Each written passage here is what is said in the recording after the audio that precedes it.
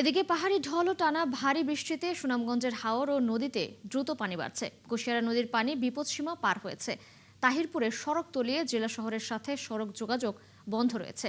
আগামী ৭২ ঘন্টায় উজানে ভারী বৃষ্টির পূর্বাভাস থাকায় বন্যার আতঙ্কে আছে নিচু এলাকার বাসিন্দারা। সেখানকার আরো খবর জানাতে যুক্ত হচ্ছেন সহকর্মী শহীদ নূর আহমেদ। শহীদ নূর, তাহিরপুরের বর্তমান পরিস্থিতি জানাবেন। এখন কি অবস্থায় আছে সেখানকার মানুষ, আর নদ নদীর পানি কোন পর্যায়ে রয়েছে এবং বন্যা নিয়ে কি বলছে পানি উন্নয়ন বোর্ড?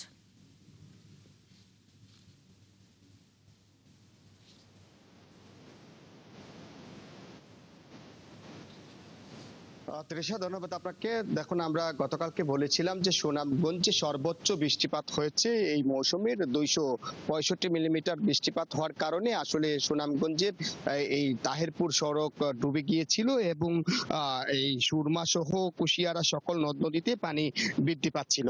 আমি যদি জানানোর চেষ্টা করি, এখনো সুরমা নদীতে পানি বৃদ্ধি অব্যাহত রয়েছে। গত 24 ঘন্টায় সুরমা নদীতে প্রায় 10 সেন্টিমিটার পানি বৃদ্ধি পেয়েছে, এমনটাই জানানো হয়েছে আমাদেরকে। পাশাপাশি গত 24 ঘন্টা সুনামগঞ্জে বৃষ্টিপাত কম হলেও প্রায় 77 মিলিমিটার বৃষ্টিপাত হয়েছে।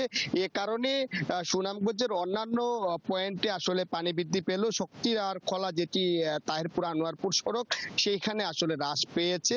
ধীরে ধীরে পানি আসলে ভাটির দিকে যাচ্ছে।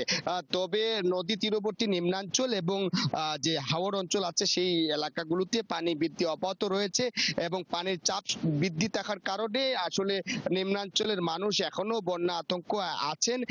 প্রশাসনের পক্ষ থেকে বলা হয়েছে যে এখনো পর্যন্ত আসলে বন্যা পরিস্থিতি দেখা দেয়নি। তবে জেলা প্রশাসক মিনহাজুর রহমান যেমনটা জানিয়েছেন, ইতিমধ্যেই তারা দুর্যোগ মোকাবেলায় সকল ধরনের প্রস্তুতি সম্পূর্ণ করেছেন। ত্রাণ, উদ্ধার তৎপরতা এবং যেই ধরনের আসলে সচেতনতা বাড়ানোর জন্য মাইকিং করা হচ্ছে, অর্থাৎ বলা যায় যে তারা প্রস্তুতি সম্পূর্ণ করেছেন, এমনটাই জানানো হয়েছে। পানি উন্নয়ন বোর্ড থেকে যেমনটা জানানো হয়েছে, আগামীকাল এবং পরের দিন অর্থাৎ আগামী 48 ঘন্টা উজানে বৃষ্টিপাত থাকবে। এর ফলে নদীর পানি বৃদ্ধি পেতে পারে, কোথাও কোথাও হয়তো বিপদসীমা অতিক্রম করতে পারে।